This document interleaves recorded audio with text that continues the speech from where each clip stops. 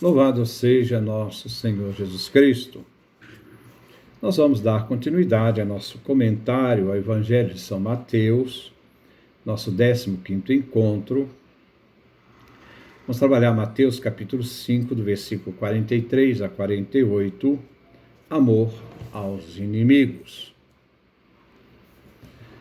Ouçamos então a leitura. Capítulo 5, versículo 43 a 48. Ouvistes que foi dito: amarás o teu próximo e odiarás o teu inimigo. Pois eu vos digo: amai vossos inimigos, rezai pelos que vos perseguem. Assim, sereis filhos do vosso Pai do céu, que faz surgir seu sol sobre maus e bons, e faz chover sobre justos e injustos.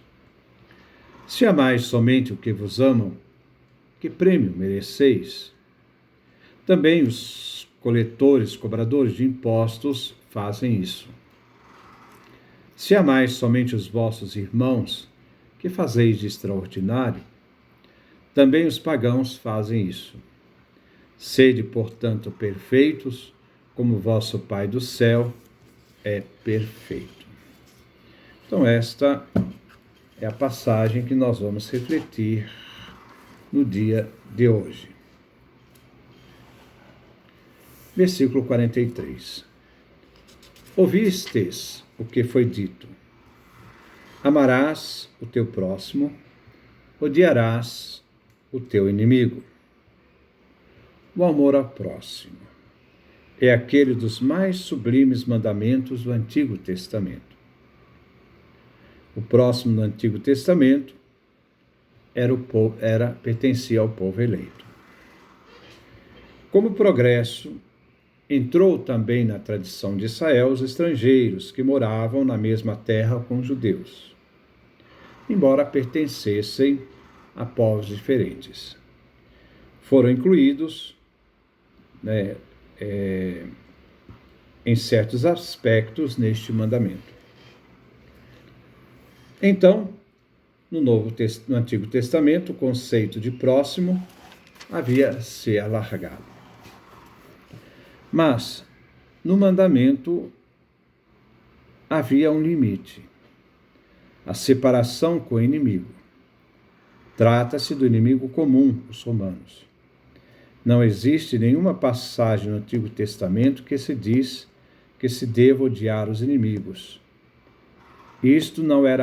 Você não encontra em nenhuma passagem do Antigo Testamento a palavra que diz: odiai os inimigos. Isto não pertence ao Antigo Testamento. Isso pertencia a um grupo judaico chamado grupo dos essênios. Era uma norma desse grupo dos essênios. Versículo 44. Pois eu vos digo: amai vossos inimigos, rezai pelos que vos perseguem. Para o discípulo de Jesus, já não existe a ideia de inimigo. A caridade do discípulo se deve estender a todo ser humano, sem distinção. A cada cristão deve ser próximo um dos outros.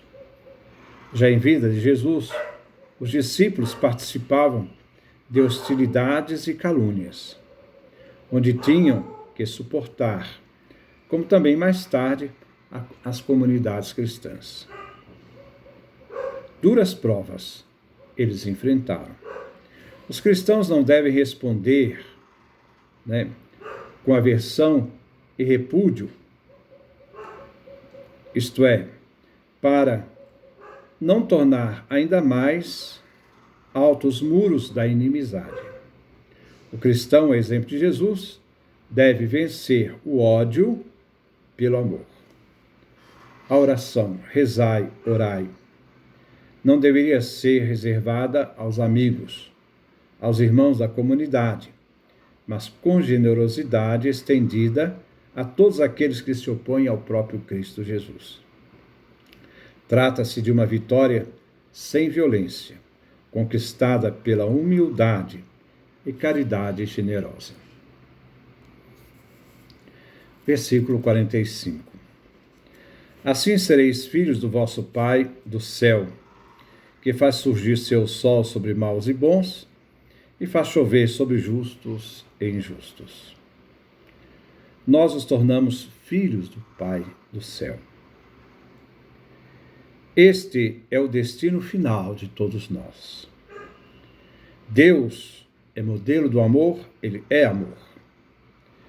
Deus, ao agir, ele derrama sua bondade sobre todos, sem distinção. Deus faz nascer o sol e faz chover, independente da dignidade ou gratidão do ser humano. Todos participam de seus dons naturais, da obra divina, e assim serão preenchidos das riquezas de Deus e de sua graça. Isto é, devemos fazer nossos pensamentos corresponder aos pensamentos divinos, e as ações de todos nós deverão brotar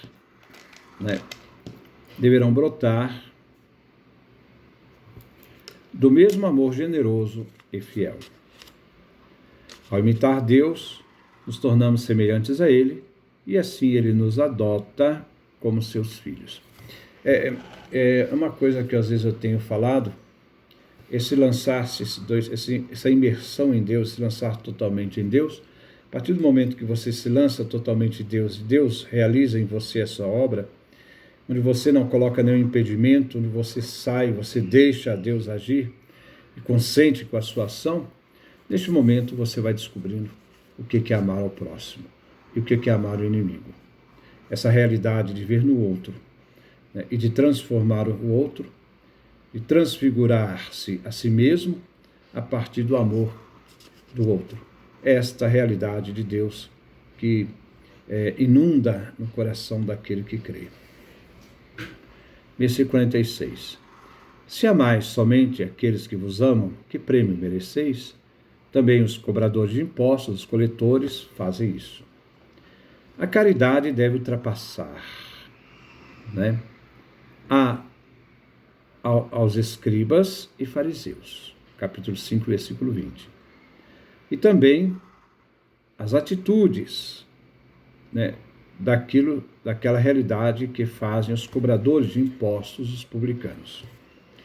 Os publicanos amam seus semelhantes. Eles, os cobradores de impostos, os publicanos, eram desprezados e representavam a classe mais baixa do povo na escala oficial. Versículo 47. Se amais somente vossos irmãos, que fazeis de extraordinário?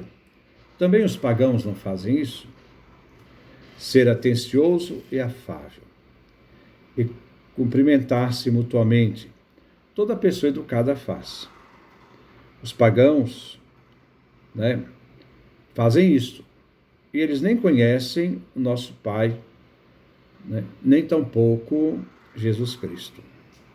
A troca de amor cordial não se deve restringir ao próprio círculo de amizades, mesmo aos irmãos na fé. Não se deve reduzir a nossa fé simplesmente àqueles que conhecemos, mas devemos estender o amor a todos. Jesus, no versículo 46, diz: que recompensa tereis? Jesus já havia falado de recompensa no discurso das bem-aventuranças, capítulo 5, versículo 12. Da recompensa nos céus pelo sofrimento, ao ser perseguido e pela calúnia. Mas a recompensa não é a motivação da nossa obra, das nossas atitudes. Nós não vivemos nossa fé na busca de recompensas. Esse não é o principal objetivo, não. Mas a recompensa é uma atitude de Deus para conosco. É gratuidade de Deus. É Deus que dá essa recompensa. Não temos nenhuma exigência diante de Deus. Né? Todo aquele que vive no amor e cumpre os mandamentos do Senhor receberá a sua recompensa como bondade divina, não como mérito nosso. Nós não precisamos ficar preocupados temendo que está fazendo algo, nós não precisamos ficar preocupados, né? Temendo que se faz alguma coisa por motivo de recompensa. Não preocupemos. Quanto mais intimamente se vive unido a Deus, tanto mais se realizará tudo por nossa causa. E é o Pai que age e dá recompensa por pura gratuidade e amor, não por mérito humano. O ser humano simplesmente se consente ser transformado por Deus. Versículo 48. Sede, portanto, perfeitos, como vosso Pai do céu é perfeito. Encontramos aqui o termo perfeito. No Antigo Testamento, a perfeição correspondia à justiça. Na linguagem sacrificial, refere à integridade da oferenda. Entre os seres humanos, é perfeito aquele que dirige todos os seus pensamentos e ações a Deus e cumpre a sua lei. O homem perfeito chegou a ter uma conduta íntegra diante de Deus e do seu santo serviço. O discípulo deve ser tão perfeito como Deus o é. Mas ele não pode se preocupar em se tornar perfeito.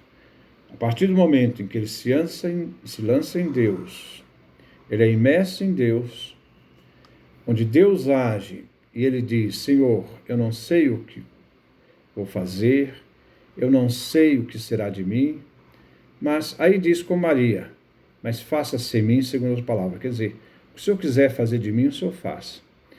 Eu estou totalmente nas suas mãos. Que a sua vontade se realize plenamente em mim. Que eu não coloque nenhuma barreira à ação da graça para que eu possa me transformar.